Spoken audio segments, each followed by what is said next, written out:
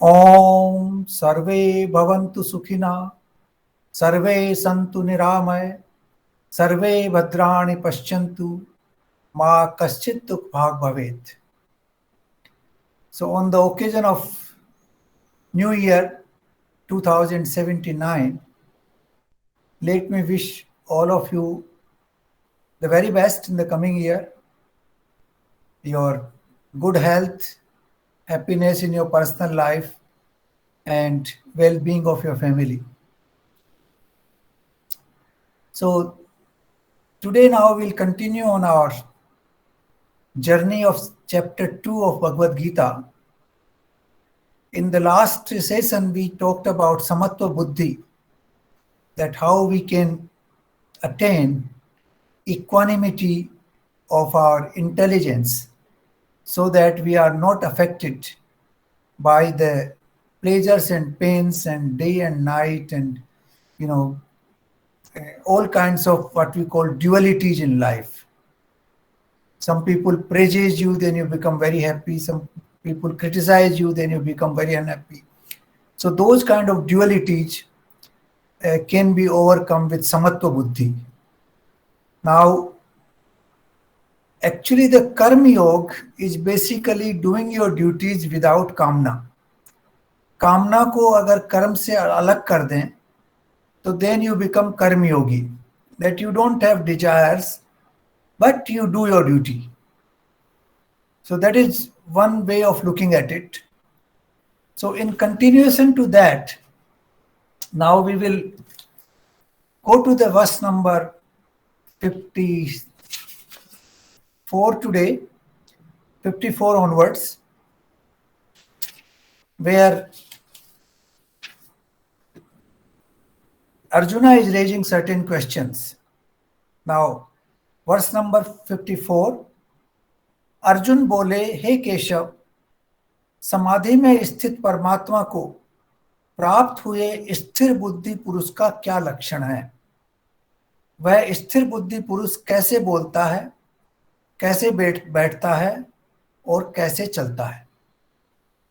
Now this is a very profound question, and I would say the first profound question by Arjuna so far.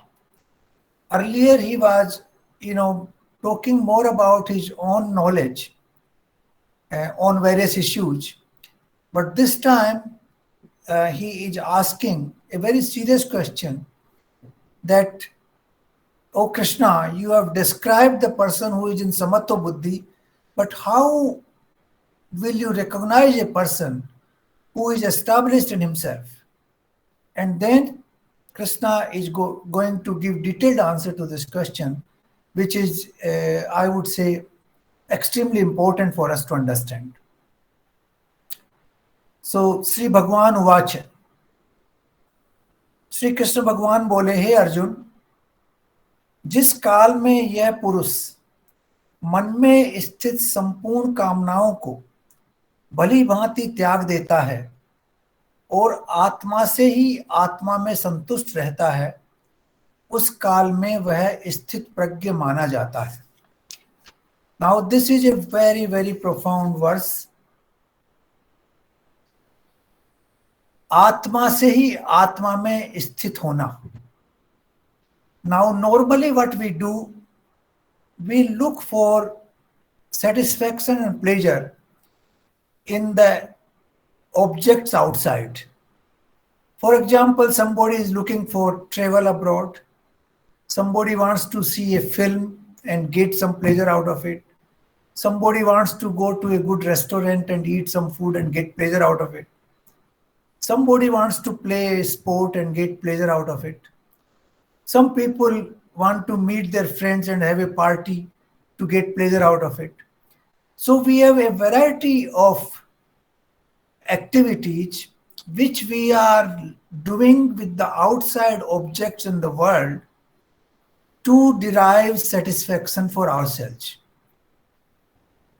For ordinary human being, even a few minutes sitting quietly is very painful. I see the younger generation today telling me, we are getting bored, what should we do? Now that means that they are not finding certain objects outside which are able to give them pleasure. You have to keep people busy, or people have to keep themselves busy with the outside world to derive pleasure from different activities. So this is the way we normally operate. Most of the people operate that way. Like, okay, let us do this, let's do that, and then we keep ourselves happy throughout the day. The days pass, now we look forward to the next day. This is how we move on from day to day. But a person who is sthit pragya, who is established in himself, आत्मा से ही आत्मा में संतुष्टि, he does not look for the pleasures outside. He tries to understand himself and derives pleasure from his own very existence. Because there is nothing more miraculous in this whole universe than the human existence itself. If I understand myself, I think that the most miraculous experience in life. Now the word Purus, it has its own significance. Pur means city. Purus means the owner of the city, the person who is controlling the city. So the body has been named as city. It's a big city. There are perhaps billions of microorganisms inside our body. You ask a doctor, he will tell you how many billion microorganisms exist inside our body. So there's a huge population. Then we have this, complex, what we call mind-body complex, which has been very beautifully described in Kathopanishad. That the person who is, they've given the, example of a rath. So the person who is owner of the rath and who is riding the rath, that is like the soul. The rath itself is what we call its body, is the vehicle. And our intelligence, our intellect, is like Sarthi, the person who is commanding the horses. The horses are like our sense organs, and the lagam, that is, the bridle, which is tying the horse rider to the horses, is called mind. So using the intelligence and then pulling that, lagam properly, that is the mind, using the mind properly, you can control your sense organs. The 5 horses are 5 senses. And then the area in which these horses travel, that is basically what we call objects of senses. Visay. We talked about this word vish and visay. Actually, the word vishay comes from the word vish. Vish means poison, and vishay means which is poisonous, which brings poison inside the body. So the visay is the area where the horses are traveling. The horses are the senses. Then the bridle of the horses is the mind. The person who is controlling the horses is the what we call intelligence, or the buddhi of the person. The horse, the rath itself is our body, and then the soul is the one who is the rider of the rath. So this whole complex with billions of microorganisms and the body and the senses and the mind and buddhi and intellect, all that complex is the one which keeps driving us outside into the world. And because of that, we are not established in our own self.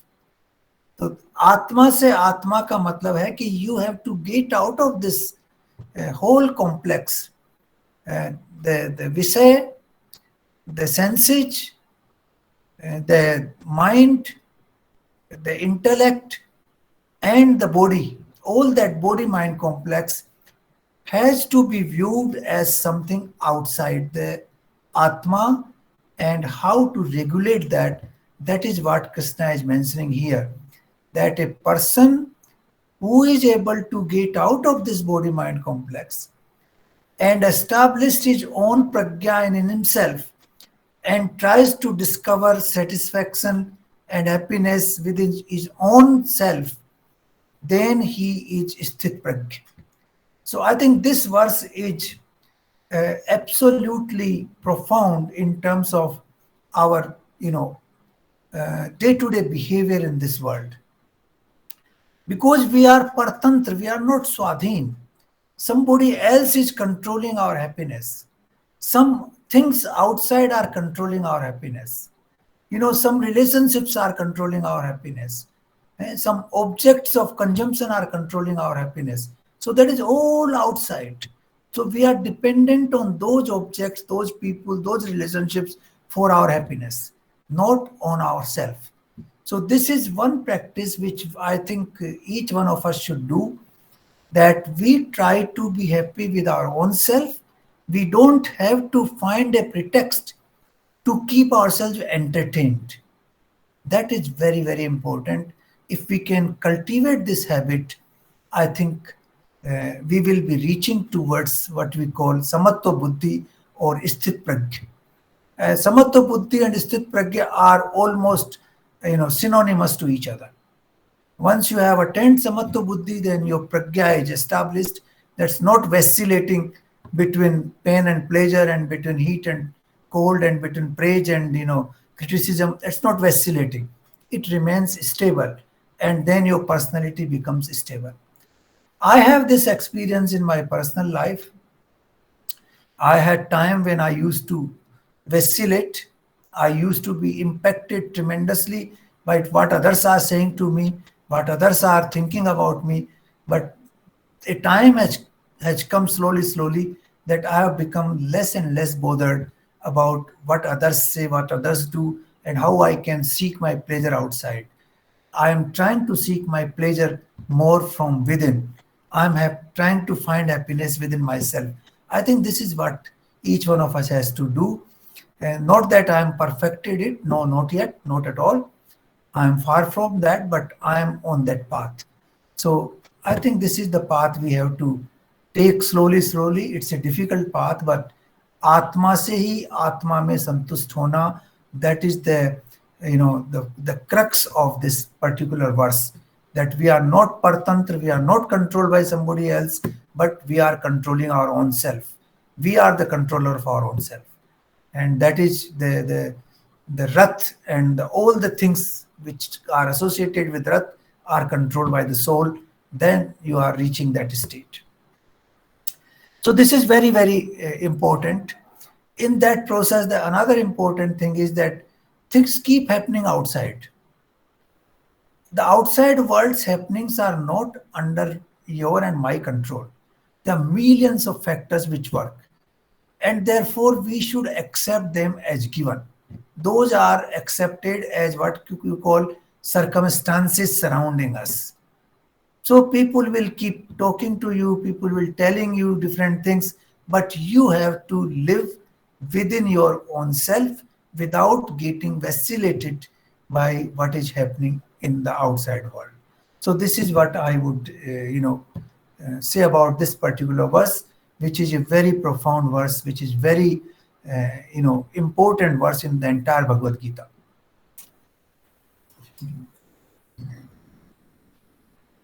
So now let's go to the next one. That is verse number 56. Now 56, 57 and a few more words are further elaboration of the same theme. So the verse number 56 says, दुखों की प्राप्ति होने पर जिसके मन में उद्वेग नहीं होता, और सुखों की प्राप्ति होने में जो सर्वथा निष्प्रह है, तथा जिसके राग भय और क्रोध नष्ट हो गए हैं, ऐसा मुनि स्थित प्रज्ञ कहा गया है.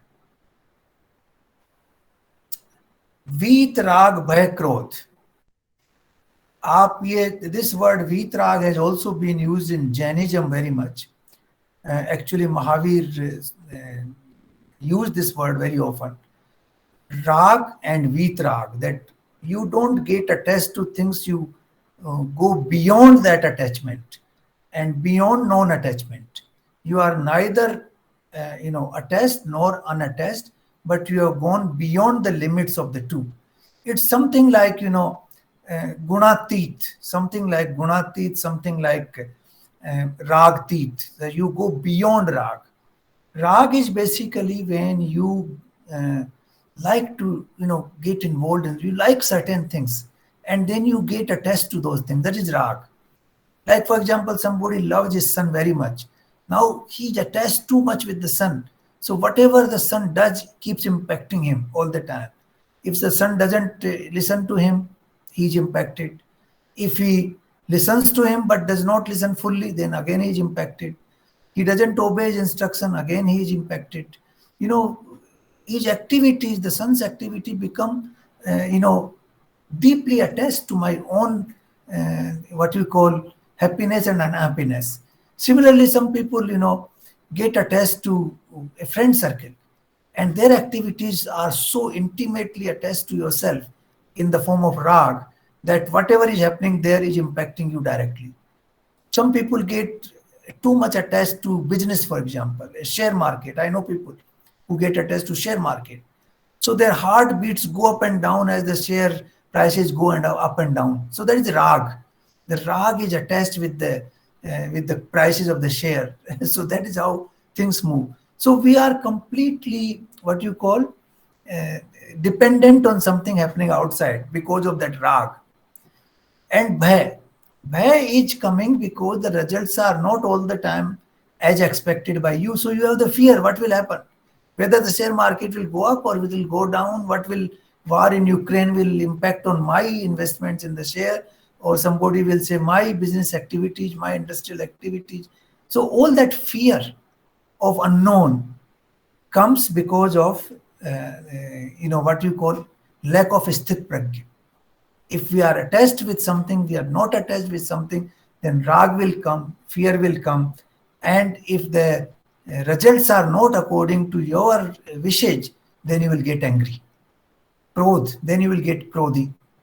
Because the results, you thought that, I'll earn a profit of 2 lakhs this year, and you earn only 10 lakhs, 10,000, then you become very angry. And some people incur a loss of 2 lakhs, then he becomes extremely angry. So rag, bhay, and krodh, all these are related to the activities outside, and primarily they are linked through rag. The rag is the one which brings the fear, and rag is the one which brings the anger into our own system because the things are not happening according to our own desire.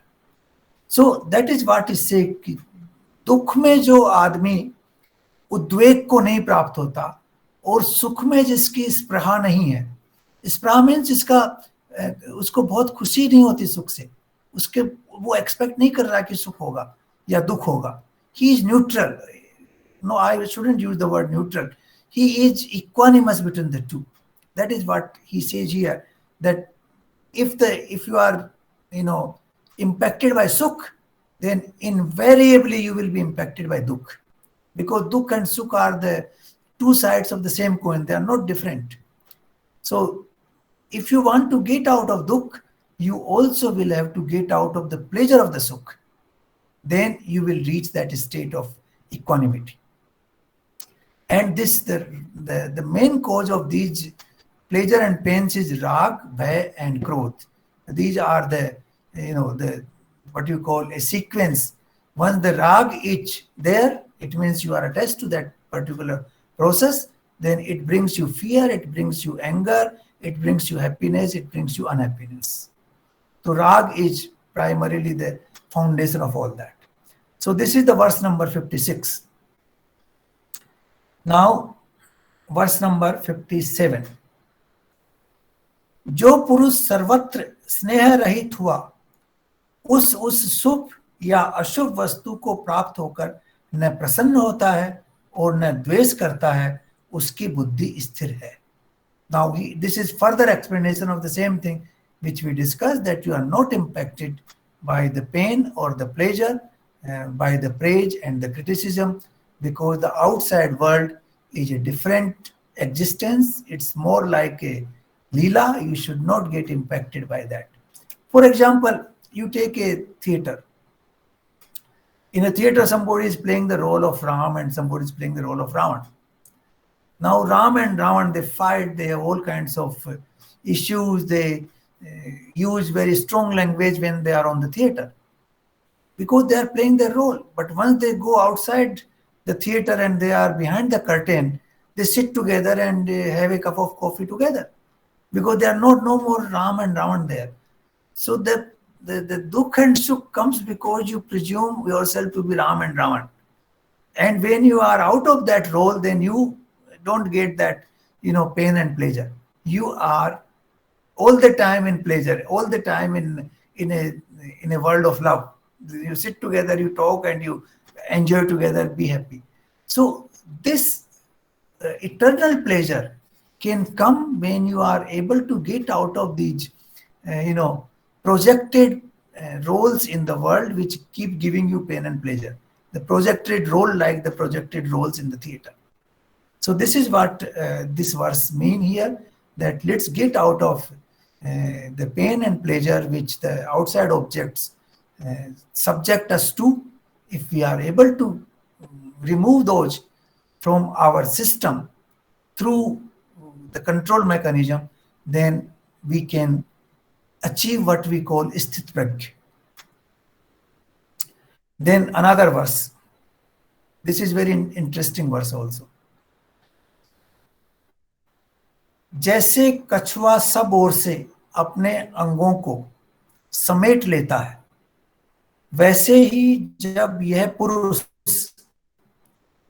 इंद्रियों के विषयों से इंद्रियों को सब प्रकार से हटा लेता है, तब उसकी बुद्धि स्थिर हो जाती है. Now this is another verse we have to, contemplate a lot. Why do we get vacillating intelligence? Why do we vacillate in our mind and in our intelligence? Why? Because we are attached to certain vishaya, attached to certain senses and sense objects. You want to see a beautiful mountain. You have heard that, okay, the Niagara Falls is one of the best falls in the world and I must go and see it. Now that keep impacting on you as long as you are there, not able to see it. You are impatient, you are getting a sort of pain, you are preparing yourself for that journey. You try to accumulate wealth, you try to arrange your passport, you try to arrange your visa, you try to arrange your travel, and then the COVID comes and you can't travel, then you get disappointed. Then COVID comes, your visa expires, then again you try and get your visa. So all those difficulties will keep you troubling all the time till you are able to reach there. And once you are reached there and you are satisfied, within half an hour your pleasure will dissipate. After half an hour you say, let's go now, let's go back the life. The so-called pleasure is over. The climax took a lot of time, and when it reached the climax, it took a very little time, and you are back to the square one, that zero status where you were before. And then you look for another pleasure. So every time we are looking for pleasures through our senses and sense organs and sense objects, continuously, one after another. And that is the process which is going on in everybody's mind. In my mind too, in your mind too, that how do we attain next pleasure? One pleasure is over, now next pleasure, then the next pleasure, then the next pleasure. And this journey is infinite. If you look at the overtime journey, if you look at the lifetime of our journey, you will find that this has always been there with us.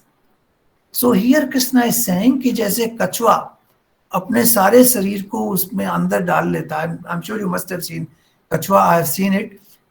When it is, taken the entire body inside, nothing else is visible. Only his, the outer part is visible.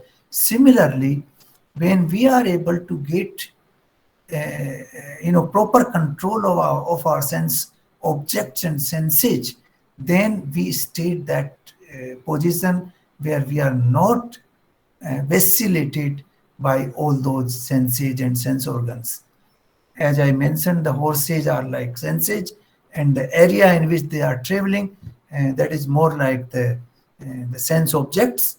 So the sense objects and the horses, they keep pulling you, pushing you, but you should have your lagam in control. That is the mind, and the intelligence. That is the sarthi, who is very clever how to keep them under check, and therefore you are able to manage yourself beautifully.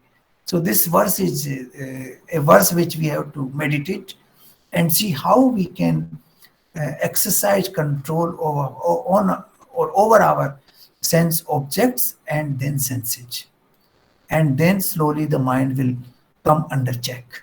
This is the way it works. Now,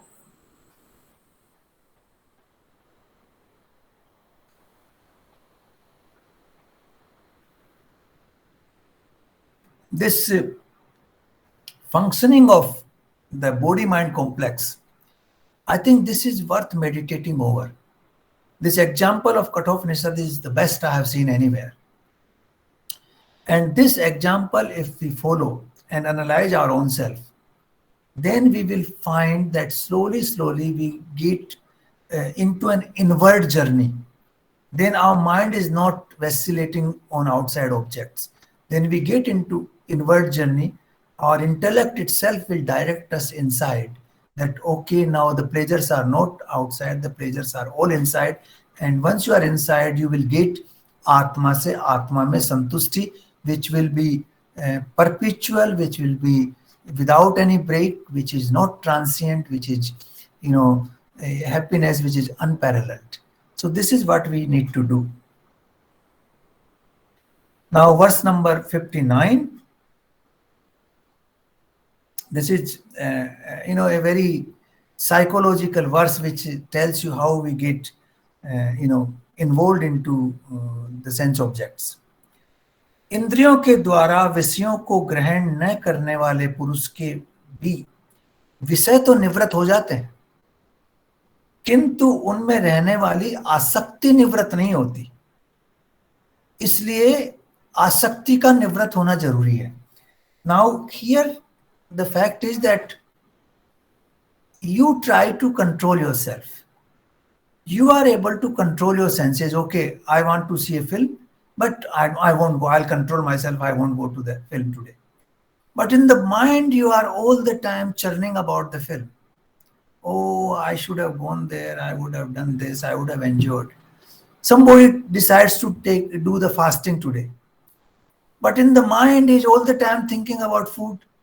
Oh, I should have eaten. I'm hungry. I'm hungry. Now, that is not a correct situation. That is the situation where you are attached to that activity of the senses very deeply. So once you decide to take a sankalp that I'll do vrat, the food should be out of your system for the day. It should not, the thought should not come to you. In the morning, when you decide that I'll do my vrat today, I will be fasting whole day, the food should be out of your system. That is what Krishna is saying here. That आपका मन में अगर विचार चल रहे हैं उन चीजों के जिनसे आप कर्म को जबरदस्ती रोक दिया, you are not doing it, but the thought process is going on in the mind, then it is not good. Then you are still attached there, and then you will revert back again. Because in the next verse he will say that there's a word which will come now, pramathan subhav. We will talk about that. So you see, the attachment brings you back.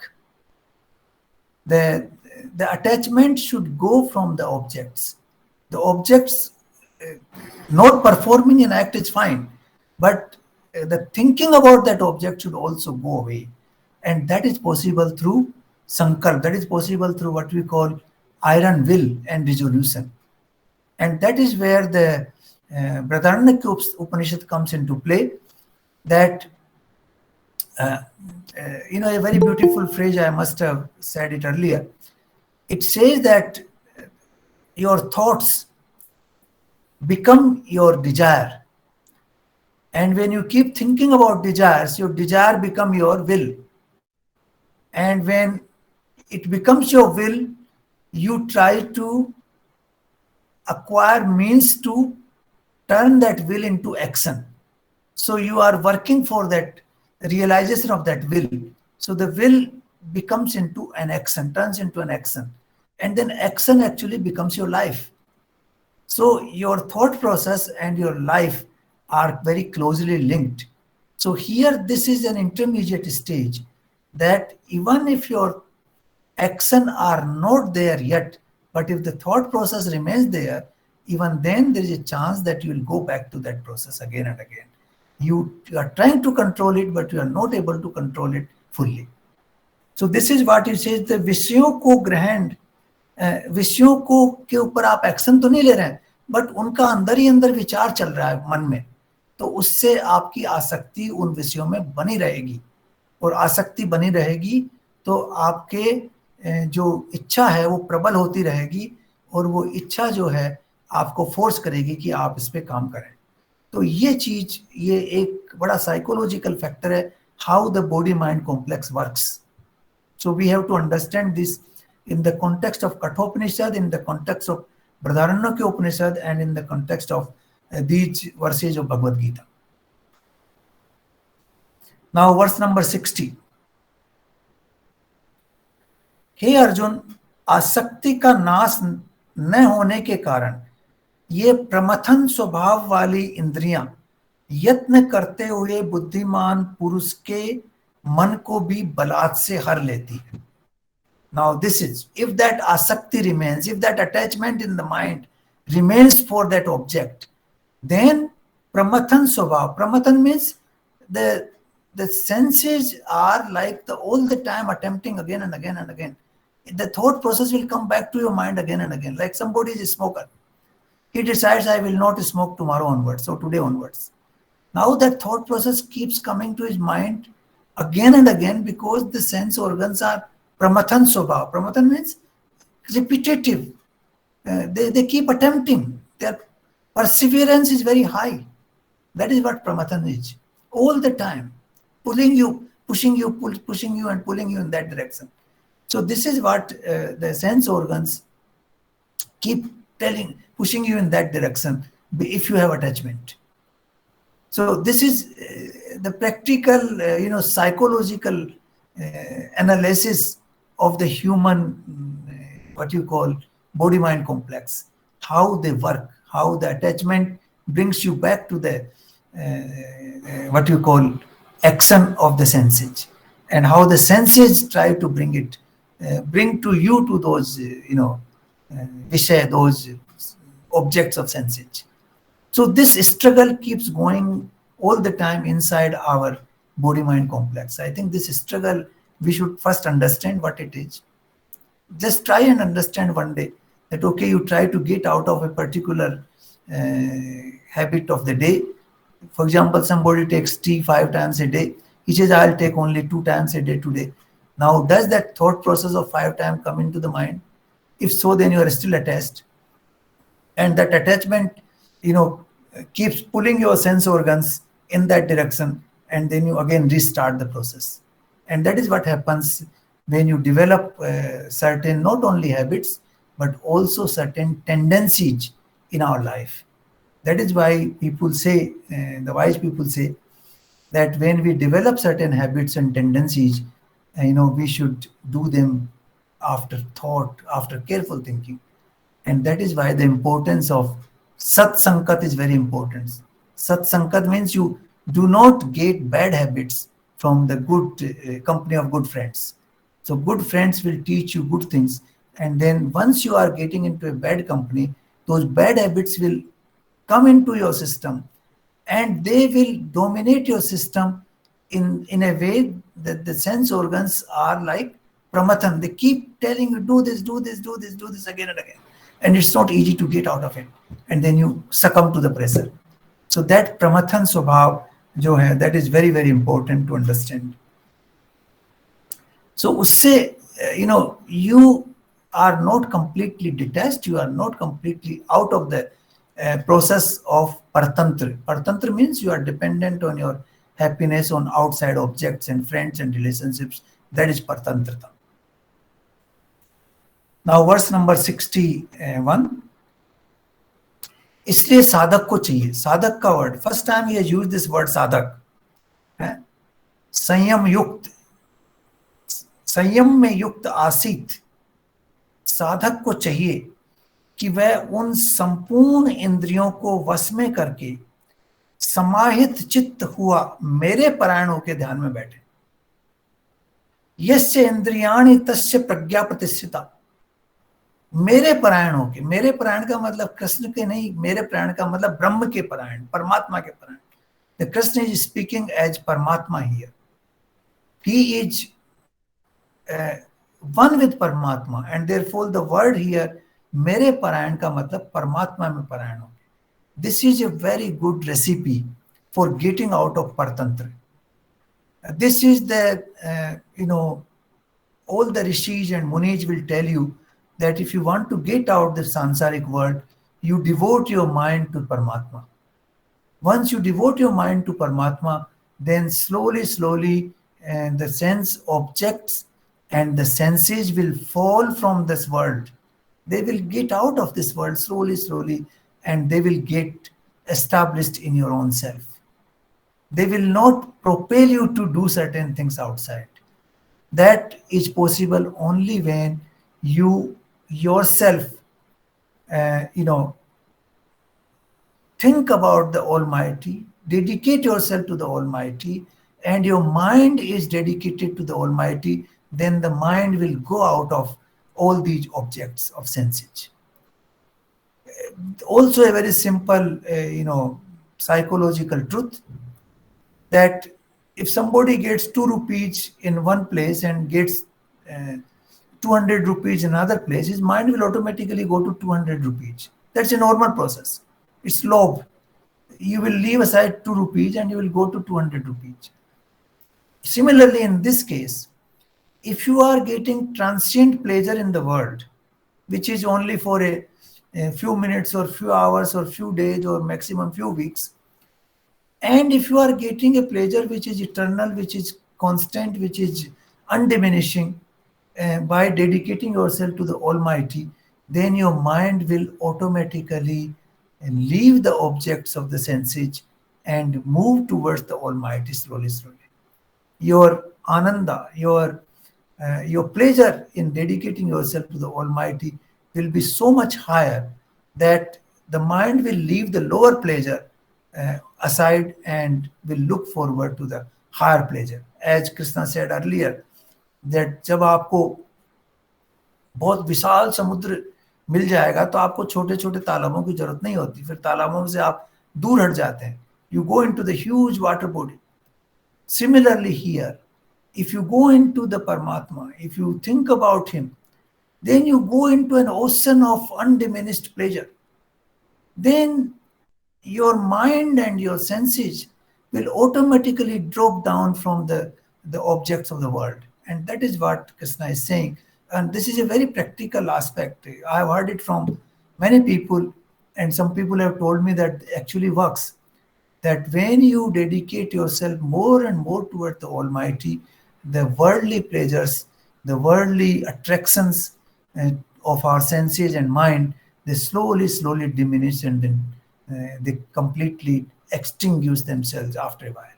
So this is how we have to establish our pragya in our own self. This is the process. Very good. That's why he's using the word कि साधक के लिए ये बहुत जरूरी है. This is a practical aspect. That is why bhakti becomes important, because bhakti is the one which brings you closer to the Almighty. Almighty is basically the universal, existence. Once you are in the universal existence, you don't look for small, ponds and roads and streets here and there. Then you are controlling the whole universe. So this is the way one has to, regulate one's inner self in that direction. Now 62, 62, 63 and 64. These are fantastic verses again. Of course, as I mentioned, all the verses are fantastic, but they are again telling you how we practically control ourselves. Now, विषयों का चिंतन करने वाले पुरुष की उन विषयों में आसक्ति हो जाती है. This is also the Brihadaranyaka Upanishad says. आसक्ति से विषयों की कामना उत्पन्न होती है. That is also there, that you think about it, your desire develops. The desire, if you keep thinking about that desire, it becomes iron will. It becomes will. So उनकी कामना उत्पन्न हो जाती है, बड़ी strong desire हो जाती है inside. That is the will. और कामना में विघ्न पड़ने से क्रोध उत्पन्न होता है.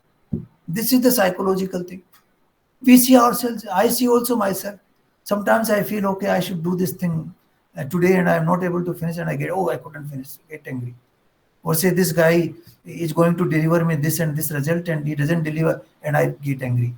So this process of anger starts from here. विषयों में आसक्ति, आसक्ति से कामना, और कामना में विघ्न पड़ने से क्रोध उत्पन्न होता है. This is what each one of us can understand. Each one of us can practice this also. If we are able to understand this process, that okay, this is my strong desire today, and this is leading me to attain this, or fulfill this desire, and I'm not able to fulfill this desire today, and then you become angry. For example, you are working in an office. You are manager of the office, and you want to, you have given certain task to a subordinate. Please fulfill this task by today evening. Now that guy does not fulfill that task. तो वो आपकी इच्छा थी कि वो पूरा हो जाए आज काम, इच्छा नहीं पूरी नहीं हुई, कामना पूरी नहीं हुई, आपको फिर you become angry with him. Why didn't you do this? What happened? You even use words which are not normally used normally, but under the influence of anger, we don't know what we are saying and how we are saying. We don't even remember those words later on, but those words come out in the state of anger. So this is the process which works as per the verse number 62, and which is, I feel with my personal experience, this works exactly this way.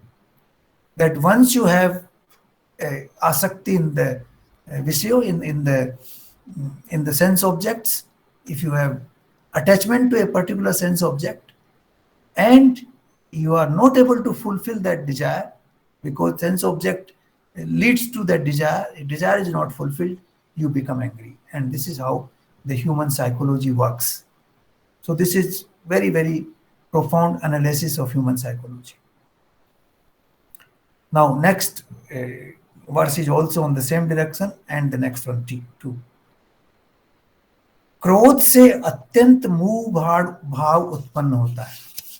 मूढ़ भाव, क्रोध से मूढ़ भाव उत्पन्न होता है. मूढ़ भाव से स्मृति भ्रम हो जाती है, और स्मृति भ्रम होने से बुद्धि का नाश हो जाता है. और जिस व्यक्ति की बुद्धि का नाश हो गया, वो तो फिर अस्थिर हो ही जाता है. Then he has no proper existence. So this is the further process. After getting angry, then you become sammohit. The word there you use is sammoh. Sammoh means your attachment to that thing goes deeper and deeper without your knowing, because something which you are not able to attain. For example, you love a beautiful girl and you want to marry her, you made all your efforts, you are not able to do that, then your anger goes up and your attachment goes even deeper. Then you try to do everything possible to get her agree to marry you. So this is the process it works. Because of the attachment, the anger comes, and anger leads to further strengthening of your attachment. इसको सम्मोह में डाल देता है पूरा तरह से. And once you are sammohit, you know that some of these people do this prakriya in which you are put in sammohan. You are put under some sort of it's not a sedation, but in some sort of state where you are under somebody else's control totally. You act according to his desire. So this mesmerized. happens in Sammoha. In Sammoha, you are acting 100% under the control of that desire, which is not getting fulfilled. And you are losing your own self. And once you lose your own self, your own entire analysis, your own memory process is out of your control. It doesn't work that time. I think this can be understood properly if you think of a situation in your life which brought you to that kind of state. And everybody has examples in their own lives that what was the attachment, very deep attachment for me, which was not fulfilled, that desire was not fulfilled. And then it led to anger. And then the anger led to further attachment to that particular desire. And then you were not able to even have proper memory of that object, a proper memory of your own self, and you are not in a position to analyze the situation properly. And once you are not able to analyze the situation, your intelligence is not working. Your vivek is khatam. विवेक खत्म हो जाता है उस समय, आपकी बुद्धि का नाश हो जाता है. And once that happens, then the man is nowhere. Then he is not in the category of a human being in the real sense. He is, even lower than a pashu, lower than a, animal. So this process should never happen to anybody. And this happens to every one of us in some form, in some part of life. It doesn't happen every day, it is true, but it does happen in certain ways. The first part, coming up to anger, happens to most of us. The second part does not happen to everybody, but it does happen to many of us. After anger, you get further attached to it, and then you lose total control of your own self. You unleash yourself in a direction which is not governed by your experience and your memory and your vivek and your buddhi, but you just behave like a, people who do rapes, they get into this kind of situation. They lose total control of your senses. They first get angry, and then they, lose the memory, and then they do wanton acts. Similarly, a murderer does the same thing, particularly when there are street riots in a situation of frenzy. People just follow the mob and they become frenzy. Then they lose entire control of your senses, your memory, and your vivek, buddhi, and they just become like, behave like animals. So this is the situation which should not happen to any one of us. This is very, very important. The second part should never happen. The first part happens to many of us, but second part should never happen, but it happens to many of the people in real life. I've seen it happening to many people. And then the verse number 64, परंतु अपने अधीन हुए अंतःकरण वाला साधक अपने वश में की हुई राग द्वेष से रहित इंद्रियों द्वारा विषयों में विचरण करता हुआ अंतःकरण की प्रसन्नता को प्राप्त होता है. Now this is very this is not normally accepted by a lot of people in Hinduism. कि विषयों में विचरण भी कर रहे हैं आप पूरे. You are performing all the activities in the world. You are enjoying all the pleasures of senses, but you are not attached to any one of them. You are not attachment. आपका राग नहीं है उनमें. वो आए तो ठीक है, नहीं आए तो ठीक है. This is what is real life. This is what is pragya pratisthita. This is what the basic philosophy of Krishna is. That आप सारे काम करें, सब चीजों को आप जो आपके सेंसेज हैं, माइंड है, उनको सबको यूज लें, इस संसार में रहें ढंग से, लेकिन उसमें अटैचमेंट नहीं हो, राग नहीं होना चाहिए. This is what he throughout the Bhagavad Gita, this thread will continue. That unattachment, non-attachment to the objects. That कर्म करो लेकिन कामना से रहित होके करो, तभी उसको आपको योग कहा जाए. कर्म योग वो है जो कर्म किया जाता है लेकिन कामना से हटके किया जाता है. अगर उसमें कामना नहीं है आपकी तो आपका राग नहीं होगा. राग नहीं है तो क्रोध नहीं आएगा. क्रोध नहीं आएगा तो आपका सम्मोहन नहीं होगा. सम्मोहन नहीं होगा तो आपकी बुद्धि भ्रष्ट, मेमोरी खत्म नहीं होगी. मेमोरी खत्म नहीं होगी तो आपकी बुद्धि भ्रष्ट नहीं होगी. And then you will be in your own senses. And this is the state which Krishna is, this is one which is not easily understood. Like we have a lot of saints in India, साधु जिनको हम कहते हैं. वो घर बार छोड़ के हिमालय में या किसी आश्रम में चले जाते हैं. They go there and live there. Now they pretend that they have left the world, but the world is in their mind all the time. There's a very famous story, actually. Let me tell you that story. It's more like a joke, but it's a story. That there was a prostitute living on one side of the street, and there was a saint living on the other side of the street. There was a pandit on the other side of the street. The pandit, whenever he does his prayer and all that, he's all the time thinking of the prostitute, that look, that girl is, selling herself, or maybe getting pleasure out of it, or maybe whatever she's doing. While the prostitute all the time thought that, look at this, is a pious guy who is doing prayer all the time. He is devoted to the God, but I'm doing all the wrong things. So the two of them died after a while.